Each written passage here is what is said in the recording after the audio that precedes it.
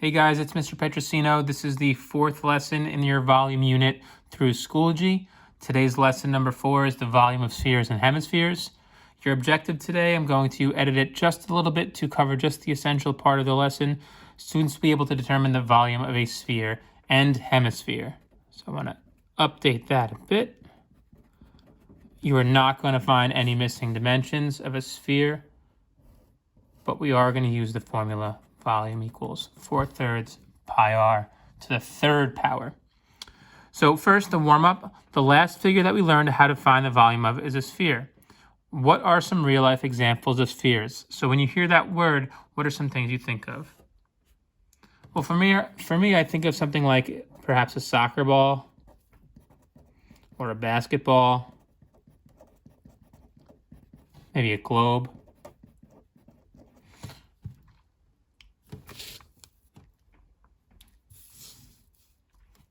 So mathematically, a sphere is a set of all points in space that are given distance, known as the radius from a given point, known as the center, right? So in this shape, I know it's two-dimensional on your paper, but imagine a three-dimensional. From the center, every point is equidistant to the end.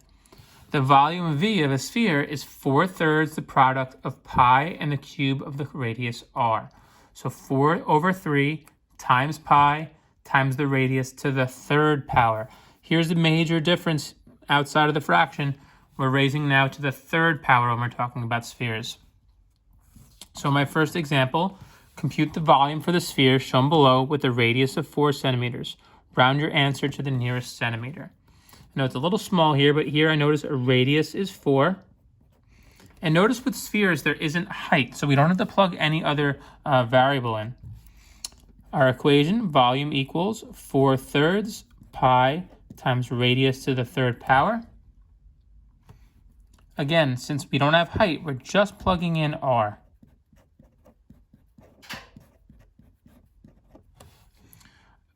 Be comfortable using your ABC button for 4/3, but I'll get rid of the exponent first. Again, you don't have to, it's just my preference.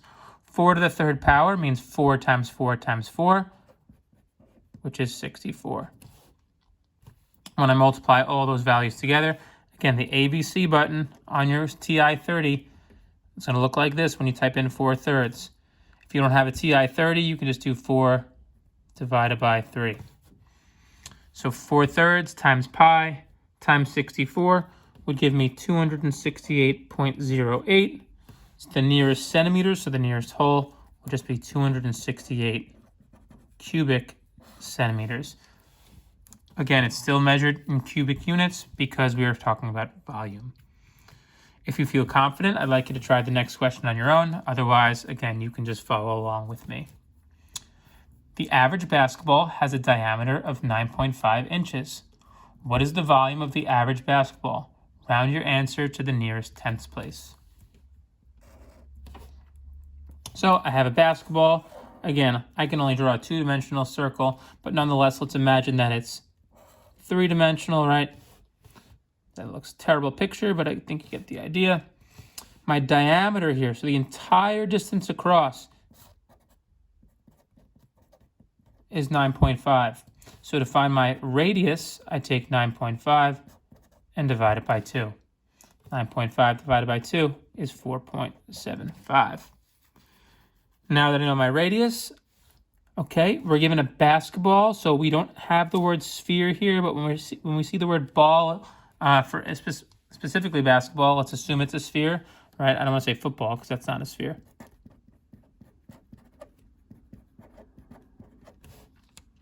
We're going to plug in 4.75 in for my radius.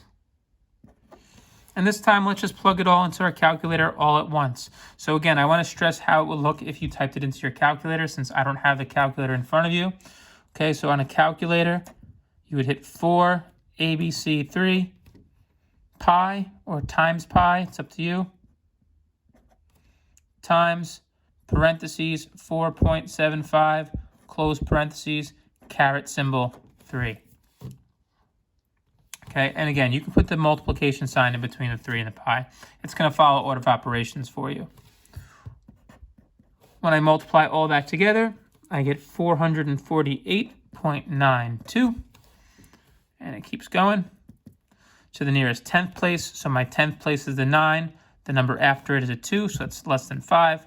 So my volume is 448.9 cubic inches. If you notice again, I'm continually giving you diameter. I'm doing that on purpose so that you get in the habit of changing that to radius.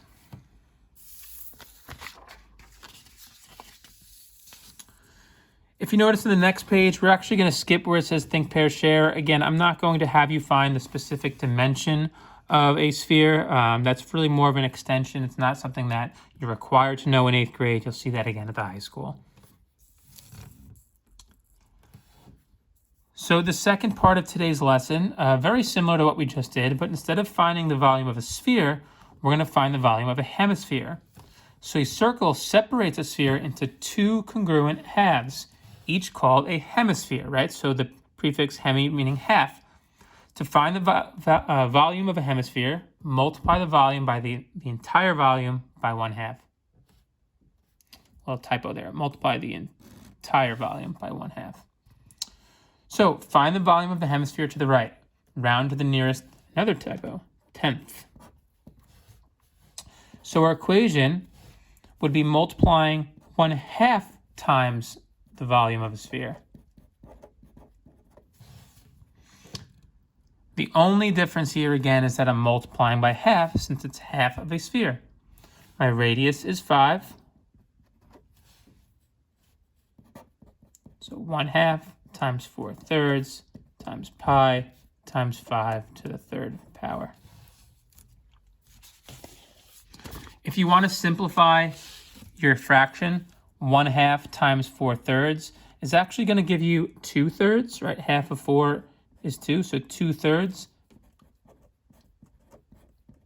So if you feel comfortable, instead of rewriting from the start, you can always just write 2/3 instead of 4/3, right? So essentially, the formula for a hemisphere would be 2/3 pi r to the 3rd power. I'm going to multiply that all together in my calculator. 2/3 times pi times 5 to the 3rd power is 261.79. The nearest 10th would be 261.8. Again, why did I round to an 8? Because after the 7 was a 9.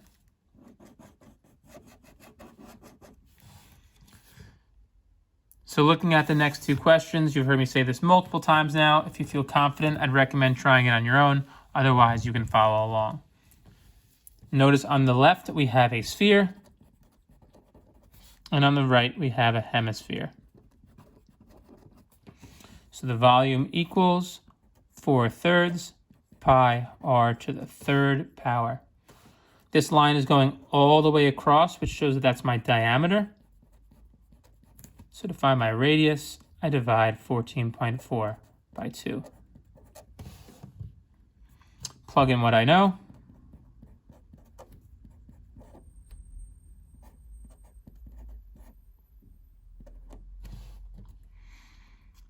You can do this all at once. You can do this one step at a time. I'll do it all at once. So 4ABC3 times pi times 7.2 raised to the 3rd power. Again, the 3rd power, you can use the caret symbol. That gives me an answer of 1,563.45. Now, it doesn't mention to the nearest 10th. Again, that's my mistake. I'm very upset as I'm doing this live that I'm making so many mistakes here. We're all human. So since that 100th place is a 5, the 4 is going to change to a 5.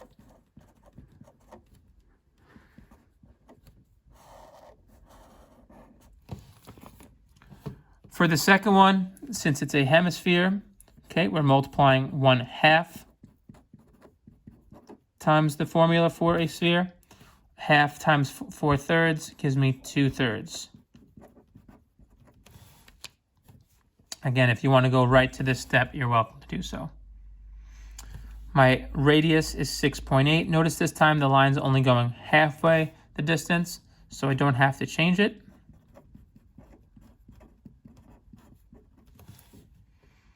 And when I multiply that all into my calculator, I get 658.54, and it keeps going to the nearest tenth. That 4 is less than 5, so I'm going to keep my 10th place 658.5 cubic feet. Again, the only difference here outside of the diameter and radius is that we're multiplying by half. Like I mentioned, we're not going to be solving for the specific measurement like radius for the rest of this school year, so we can skip question 2. Skipping a lot today.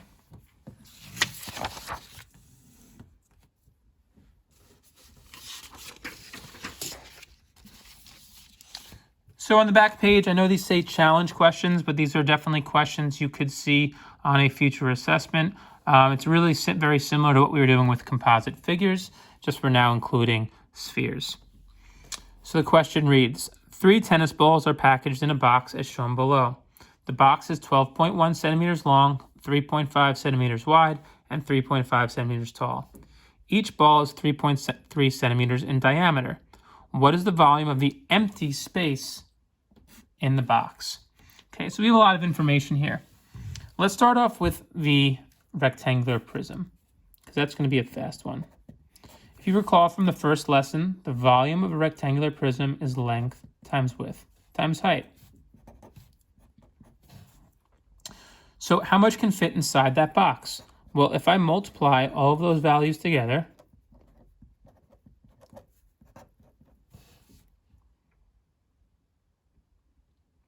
I get 148.225 centimeters cubed.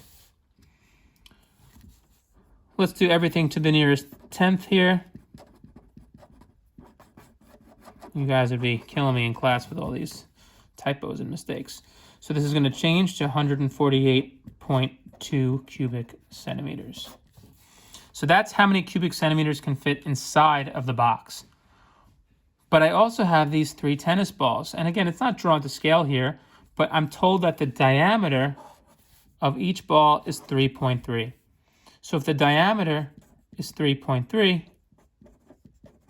the radius, I'd have to divide the 3.3 by 2 to get 1.65. Well, a tennis ball is a sphere, so we're going to use the spherical formula.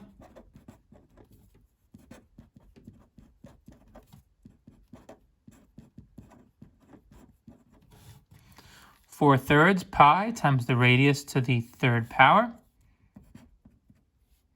To the nearest tenth, well, initially I get 18.81, so we're going to keep that 18.8 cubic centimeters. Now don't forget there are 3 tennis balls, so I have to multiply 18.8 by 3, which is 56.4 cubic centimeters. So the tennis balls take up approximately 56.4 cubic centimeters. The box takes up approximately 148.2 cubic centimeters. How do I find the empty space? How do I find the difference? Well, difference refers to subtraction. So I'm going to take the volume of the prism and I'm going to subtract it by the volume of the balls. 148.2 minus 56.4. And my final answer is 91.8 cubic centimeters. Right, so the empty space is the difference, the remaining amount of volume inside of this box. For challenge question number 2, again, it's written as challenge, but this is something that you have seen before, composite figures. A silo of a barn. So a silo is this picture, part of the picture right here. Consists of a cylinder capped by a hemisphere. The height of the cylinder is 60 feet and its diameter is 30 feet. What is the approximate volume of the silo? Round your answer to the nearest foot. So we have a hemisphere and we have a cylinder. Well, what are we told? The cylinder's height is 60 feet. So let's just break it down one part at a time. The height is 60. The diameter, so all the way across, is 30. Let's first find the volume of that cylinder. Well, volume of a cylinder is pi r squared h, right? Going back to a previous unit. What is my radius? Well, what's half of 30? 30 divided by 2 is 15.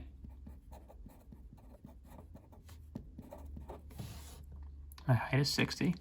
Plugging all that into your calculator, we get 42,411 point approximately 5 to the nearest foot. I'm going to round that up to 42,412. And that should say nearest cubic foot. Now, what's the volume of the hemisphere, right? The top of the silo. Well, using what we just learned, it's 1/2 times 4/3 pi r to the third power. The diameter is going to be the same as the diameter of the cylinder. So our radius is also going to be the same. So the radius is 15.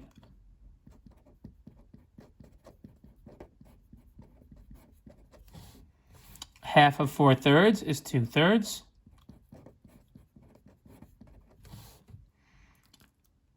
When I multiply this into my calculator, I get approximately 7,068.5, which is going to round up to 7,069 cubic feet. I want the volume of the silo, and the silo includes the hemisphere and the cylinder. So to find the volume of the entire silo, I have to add these two volumes together. 42,412 plus 7,069 gives me a total of 49,481 cubic feet. That's a large silo.